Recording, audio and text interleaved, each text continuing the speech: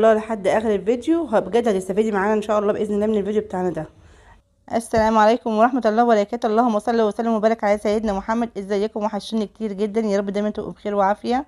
النهارده زي ما انتم شايفين معانا كميه البلح اللي عندنا. هنغسلها كويس جدا زي ما هي وسليمه، مش هنفتحها، وهنغسلها كويس جدا وندعك فيها بايدينا كده عشان خاطر لو في اي حاجه في القشره او في قشره زياده تنزل. هنا بعد ما غسلناها وحطيناها في المصفى تتصفى يوم كامل زي ما انتم شايفين كده، ضمننا ان هي الحمد لله نطفي كويس جدا.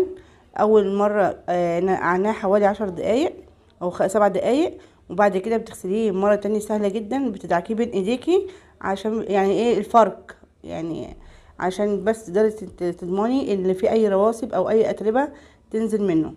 زي ما انتم شايفين كده احنا غسلينه كويس جدا وتصفى ليله كامله في المصفى. هنجيب بقى ان كان عندنا علبه محكمه الغلق او اكياس فريزر، وزي ما انتم شايفين